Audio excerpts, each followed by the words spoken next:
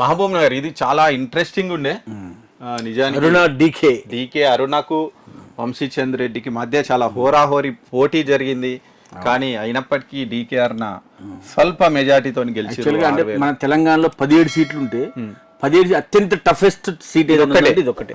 అన్ని ఈజీగానే కొంచెం అడ్డిగానే బయటపడ్డాయి కానీ వన్ సైడే పోయినాయి. ఇది మాత్రం పోలే, చాలా టఫ్ ఫైట్ వచ్చింది.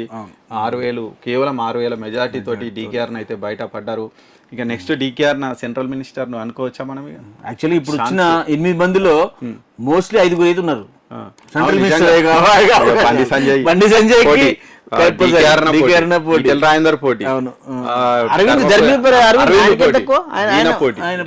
ఎందుకు కొండా విశ్వేశ్వరరెడ్డి, కిషన్ రెడ్డి అందరూ ఆల్మోస్ట్ ఒక్క ఆదిలాబాద్ ఒక్క ఆయన కొంచెం ఆదిలాబాద్ ఇంకొకటి అంటే ఆదిలాబాద్ ఒక్క లేదు మెదక్ రఘునందరావు రఘునందరావు మినిస్టర్ దాకా పోలేదు ఎందుకంటే ఫస్ట్ టైం కాబట్టి పోకపోవచ్చు.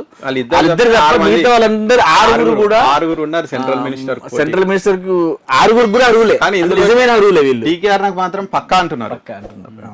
అంటే ఆల్రెడీ ఆమెకు మంచి స్థానం ఇచ్చారు బీజేపీ. అంటే సెంట్రల్ లో కొంచెం మంచి ఆమెకు మంచి పేరు ఉంది, ఒక లేడీ కాబట్టి ఆమెకి ఇచ్చే అవకాశం ఉంది.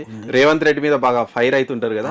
ఇంకోటి రేవంత్ రెడ్డికి ఇప్పటి నుంచి కాదు, ఆమె రేవంత్ రెడ్డికి డీకేఆర్ మధ్యలో ఎప్పటి నుంచో పోటీ. ఆయన జెడ్పీటీసీ నుంచి మొదలు పెడితే కాబట్టి రేవంత్ రెడ్డి జెడ్పీటీసీ ఉండి మంత్రిగా ఉంది. రేవంత్ రెడ్డిని ఇబ్బంది పెట్టడానికి రన్నా ఈమెను మంత్రి చేస్తే మినిస్ట్రీ చేసే అవకాశం ఉందని అయితే చెప్తున్నారు.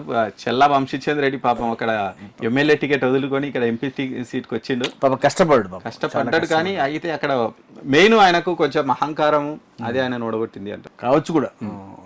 అహంకారం కూడా ఇక మన్నే శ్రీనివాస్ రెడ్డి ఇక ఆయన లెక్కలోకి లేడు అసలు. యాక్చువల్గా ఉన్నా లేనట్టు అయిపోయింది.